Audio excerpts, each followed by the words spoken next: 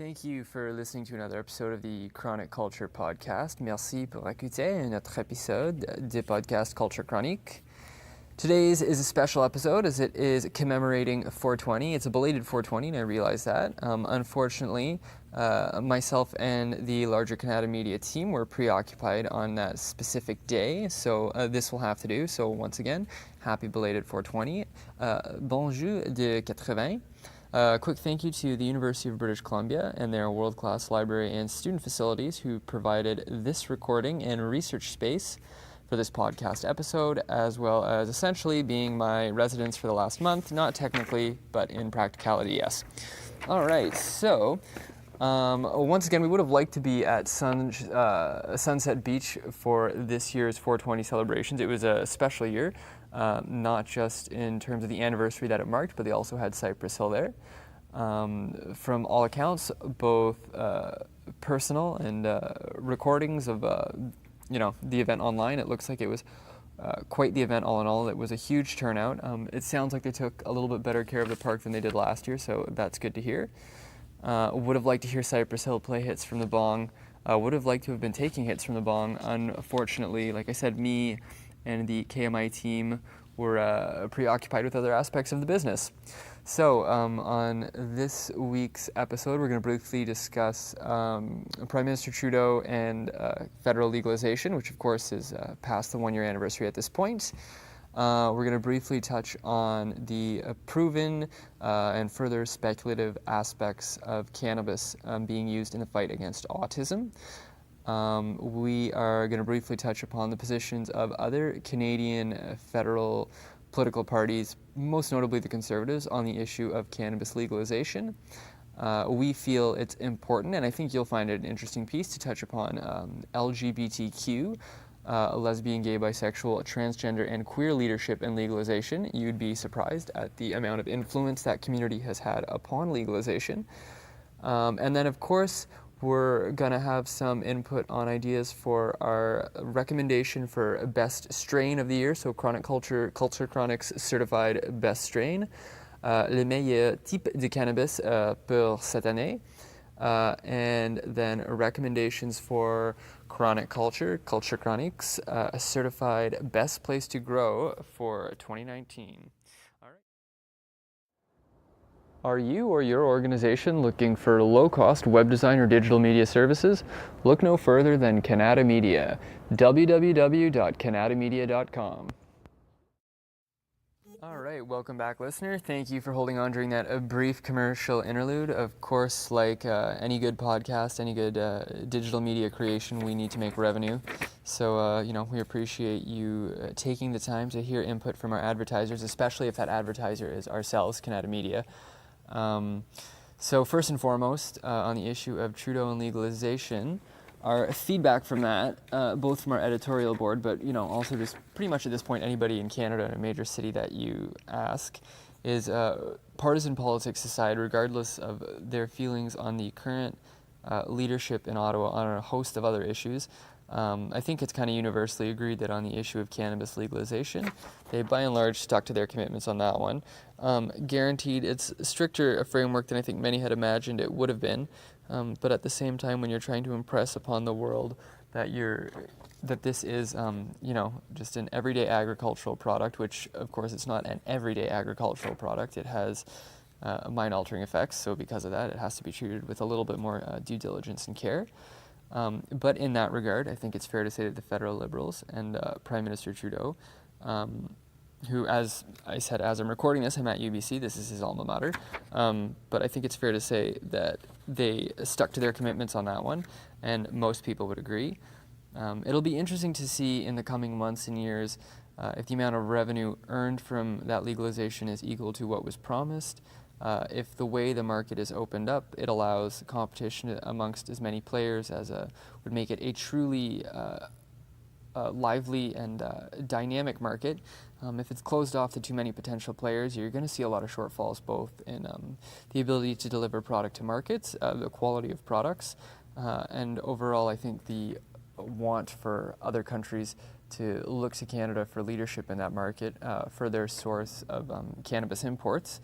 So while it's important to stand behind and reward actors in the industry who have been a part of it the longest, particularly with many of the obstacles they had to overcome during the period of prohibition, it's also important to recognize that a more open market will 9 times out of 10 result in a better, lower cost product.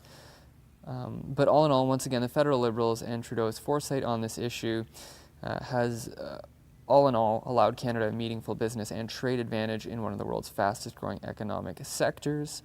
And I think it's fair to say that it remains morally and economically a trailblazing moment, pardon the pun, for the G7's Franco-Canadian head of government. On to the next topic related to our 420 episode, fighting autism. Obviously, cannabis has been proven at this point to have a multitude of beneficial health effects for a variety of diseases, spanning those palliative, temporary, potentially life-threatening. It's known that cannabis has a variety of properties more than just simple pain relief. But one of the ones that's coming to light more significantly than it has in the past is obviously the ability for cannabis to combat autism and a variety of the components of autism.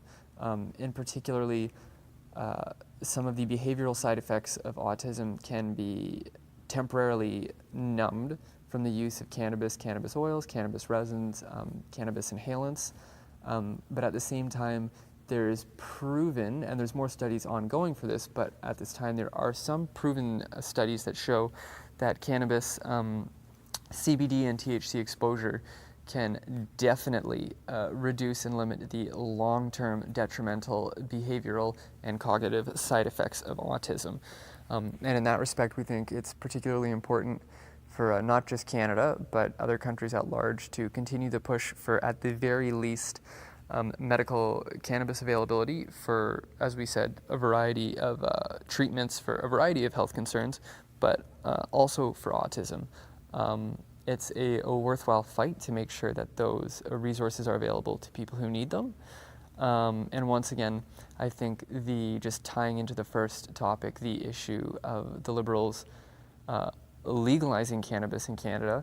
Once again, this isn't a review or an endorsement of any of their other policies or ongoings, but on this particular issue, it's given Canada and our many research universities and medical corporations a very strong head start and advantage to go out into the international business market as leaders for medical products and medical research to combat autism across a variety of demographics.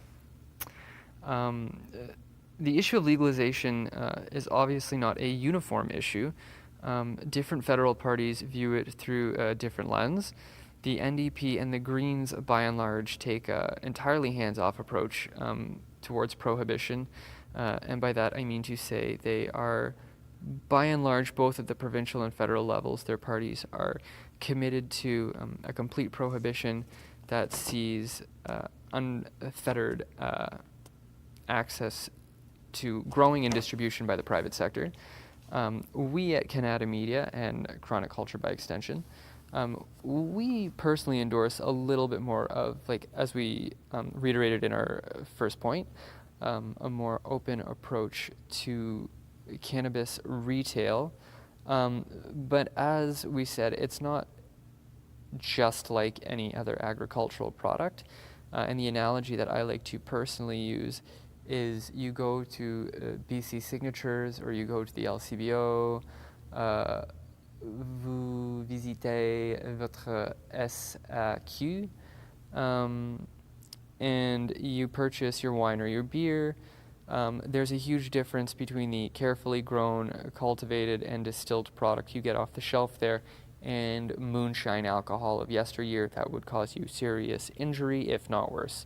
And that does hold true for cannabis sales in the larger cannabis market. As anyone who is a pot enthusiast, myself included, although perhaps not to the degree I used to be, as a busy schedule prevents me from doing as such, But there's a reality that there is crappy cannabis out there, and it's important to limit the exposure of that to the general public for obvious reasons. All right, and if you'll just stay tuned as we go to another short commercial reprieve. I promise it'll be brief, so stay tuned, and then we'll come back with our final discussion for the day on the issue of LGBTQ leadership and legalization and chronic culture, culture chroniques recommendations for Best Bud, le meilleur type de cannabis de cette année, and the best place to grow, both for 2019. All right, stay tuned. Are you or your organization looking for low-cost web design or digital media services? Look no further than Kanata Media, www.kanatamedia.com.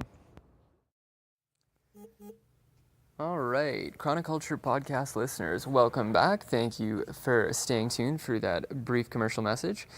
Earlier on we discussed Trudeau and legalization, the role of cannabis in combating a variety of medical issues, but with a focus on combating autism. We briefly touched upon other Canadian federal parties and their views on legalization. And now, as promised, we've got some brief comments on the lesbian, gay, bisexual, transgender, and queer communities and their respective leadership in legalization.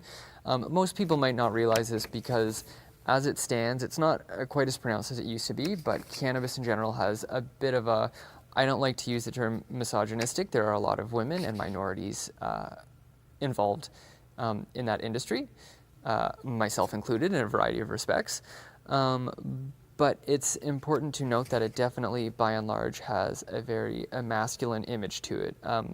It's by no means an exaggeration to say that cannabis has been the realm of a loose label here, but the college bro and the idea of bongs and bikinis. I feel like that's not a stretch to say that has traditionally been the at least the public image of cannabis at large. But I think publicly people need to at least acknowledge if you are either an enthusiast of cannabis or somebody who's come around to the idea of legalization for whether it's the economic benefits or the health benefits, that the huge role that the LGBTQ community has played in that part. One, and most obviously perhaps the LGBTQ tend to by and large be a little bit more progressive. They tend to be more progressive in their voting patterns, so of course they're going to support candidates that by and large supported legalization. But also just kind of as a counterculture movement, even going back to the 70s and the 60s, like I said, it's kind of curious that cannabis exclusively had that public image of that masculine boys club, because demographically that might have been true, but at the same time there were huge swaths of the LGBTQ community that were always avidly in favor of cannabis. It was a counterculture product. It brought momentary reprieve to otherwise very stressful lives. It's only recently that the LGBTQ community has enjoyed the political clout and societal acceptance that it currently does in the West. Suffice to say, what I'm trying to say about that is it shouldn't be a stretch for any of you readers to understand why a bunch of gay people in the past would have spent a lot of time smoking the bong to get high. Makes it easy to forget about some of the nonsense going on. And you know what? Today that is still, by and large, very true. So, like I said, although LGBTQ political leaders historically and currently in general will talk more about human rights issues by and large, it's by no stretch to say that if you look at the voting patterns of almost any of them in their respective legislatures or their opinions publicly, reliably in favor of cannabis legalization. And then finally, on the issue of Best Bud and Best Place to Grow, le meilleur type de cannabis et le meilleur place pour cannabis. This, I guess, will be more of an ongoing thing for the next couple episodes. We'd have some recommendations, obviously. Being in British Columbia, there's classic BC Bud. There's Pineapple Express, which, of course, there is now. There was a pretty famous movie named after. So those are just some ideas, Maui Wowie, Alaska Thunder, whatnot. There's some great strains out there. It's interesting to hear feedback about what you think the best ones are. And as for places to grow, you're essentially looking for a combination of the best topography for it, the best growing climate, and then combined expertise. But now, of course, now that we have a legal market with billions and billions of dollars flowing into it, those things can be negated by who has the best funds and toys to grow the best bud. So we would argue that although traditionally the seeds came from my understanding, and yes, I might be taking this from that movie Savages, but I feel like if I did some cursory research, it would be accurate. I feel like the original seeds probably came from Afghanistan or the Middle East. But at the same time, I would argue that the best places today to grow the best bud reliably are probably British Columbia, California, and potentially Ontario by sheer volume of the amount of capital flowing into the cannabis markets there. With a cursory nod to Colorado, I feel like I'd get in trouble if I didn't mention that. All right, so listener, that just about wraps up our special 420 belated episode for the Chronic Culture podcast. Once again, sorry we couldn't have brought this to you live from Sunset Beach on 420 with Cypress Hill playing in the background. That would have been pretty great. Hopefully, I don't want to say we'll wait till next year. Hopefully an event will approach sooner that allows us to do something similar. All right, so thank you for your time. Merci pour votre temps, and tune in next time. All right.